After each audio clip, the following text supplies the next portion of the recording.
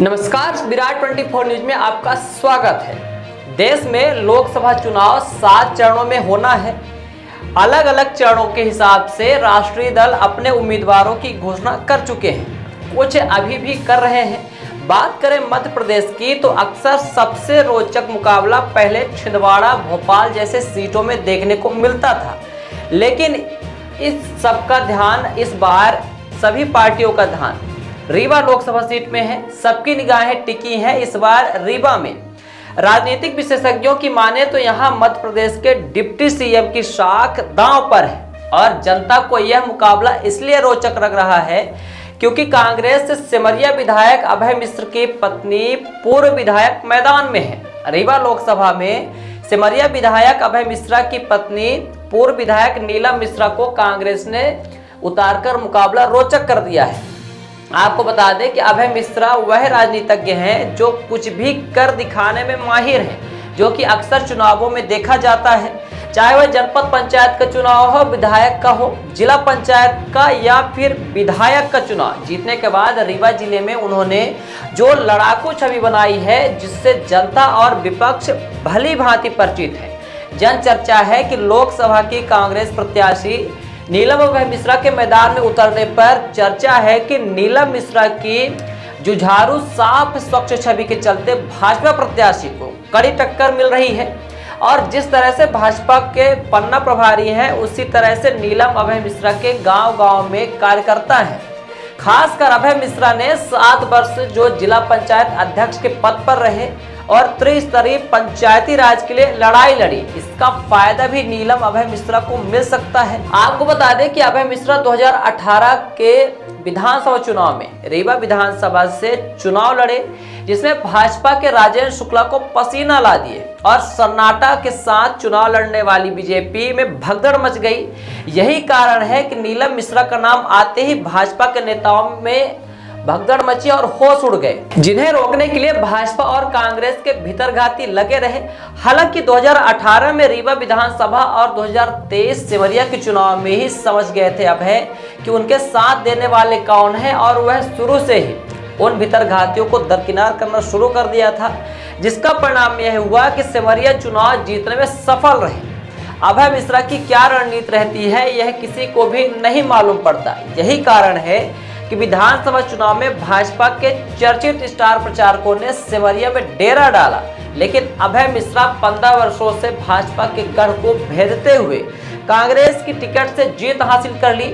अब रीवा लोकसभा में चुनौती दे रहे हैं। आपको यह भी बता दें कि सिमरिया विधानसभा का 2008 में उदय होने के बाद पहले विधायक अभय मिश्रा थे, जिनकी कार्यशैली को देखते हुए विरोधियों ने उनकी टिकट कटवाकर 2013 में उनकी पत्नी को टिकट दिलवाया और अभय के बढ़ते राजनीतिक कद के भय से उनका राजनीतिक करियर समाप्त करने की कोशिश में मनसा में अभय मिश्रा का टिकट कटवाया, लेकिन अभय मिश्रा फिर विरोधियों को चित करते हुए पत्नी को विधानसभा भेज दिया था। इसके बाद भाजपा की सरकार होने के बावजूद कई मुद्दों में विरोध करते रहे और जिला पंचायत अध्यक्ष के महत्वपूर्ण पद पर आसीन हो गए। वहीं 2018 में कांग्रेस पार्टी से राजेंद्र शुक्ला के सामने रीवा विधानसभा में ताल ठोक दिया था।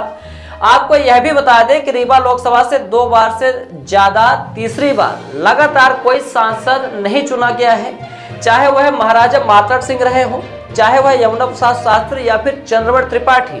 पुराने इतिहास को देखते हुए भी भाजपा प्रत्याशी की नींद उड़ी हुई है, क्योंकि रिमही जनता महाराजा मातड़ सिंह को पटखनी दे सकती है तो दोनों आंखों से अंधे यमुना प्रसाद शास्त्री को लोकसभा की दहलीज भी दिखा सकती है। तो कभी देश के इकलौते सांसद के रूप में भीम सिंह को बसपा से संसद पहुंचा देती है। अब देखने वाली बात यह है कि जनता नीलम अभय मिश्रा के विगत पिछले कार्यों या प्रधानमंत्री या फिर राम मंदिर के मुद्दे पर वोट मांगने वाले भाजपा प्रत्याशी जनार्दन मिश्रा या फिर बीएसपी प्रत्याशी किस पर भरोसा कर संसद पहुंचाती है। रीवा में बेरोजगारी चरम सीमा पर है। अभय मिश्रा को अक्सर बीजेपी को घेरते हुए सुना जाता है। 10 वर्षों में सांसद द्वारा एक भी बीजेपी कार्यकर्ता का काम नहीं किया है, और किया हो तो बताएं। आप खुद सुनिए अभय मिश्रा ने क्या कहा है। जब हम लोग छोटे में खेला करते थे, कोई खेल और करते थे ना, वो गुल्ली डंडा इस टाइप के, जब 4वीं 5वीं पढ़ते थे, तो जब हरा देते थे तो उसको करते थे कोई कोई तो वही वो जनता को कोई करते हैं। एक नया मामला सामने आया है। कल आपने कई जगह बोला है कि इन्होंने किसी भी विधानसभा क्षेत्र में केंद्र सरकार से या अपने मत से 10 लाख रुपए नहीं दिया है। क्या 10 साल में 10 लाख, 10 साल में 10 लाख, कुल 10 लाख अगर ये ऐसा मंजूर करा के लाए हों जिसका श्रेय अकेले इनको दिया जाए पूरे रीवा जिले के लिए, किसी भी साल मिलाकर, मैंने पूरा 10 साल मिलाकर, तो मैं आप लोगों से अपील करता हूं कि जनार्दन जी को वोट दे दीजिए। या कोई बात रखी हो रीवा के हित में, भले न मंजूर हुई हो, और अगर इन्होंने रखा हो कि पटले में रख दिया हो या प्रश्न लगा, जैसे गोवर्धन योजना सब जिलों में लागू, अपने रीवा में क्यों नहीं है, ये एक लेटर लिख देते हैं, हो जाता है तो पशुओं की समस्या खत्म हो जाती। कुछ भी ऐसा काम किया हो तो बोलो, मैं तो इनको ऐसा चैलेंज कर रहा हूँ, कुछ भी तो बता दो, एक हैंडपम्प बता दो किसी भाजपा कार्यकर्ता के यहाँ। किसी भाजपा कार्यकर्ता को तुमने अगर 2000 रुपये या 5000 रुपये दिया हो उसके सुख दुख में, तो उसका नाम बता दो, मैं इतने भी मान जाऊँगा। इस बीच में कितने नए सदस्य आपने जोड़े? पूरी जनता ही जुड़ी इनके खिलाफ। आपको याद होगा कि कुछ महीने पहले लालू यादव ने एक सभा में कहा था कि मोदी का कोई परिवार ही नहीं है, जिस पर बीजेपी ने एक कैंपेन चलाया कि मैं मोदी का परिवार। इसी तरह रीवा में भी बीजेपी को चाहिए कि जिसको रोजगार मिला हो वो अभय मिश्रा के आरोपों का जवाब दे। खैर अभी तक ऐसा हुआ नहीं, क्योंकि यह आरोप कई दिन पहले के हैं।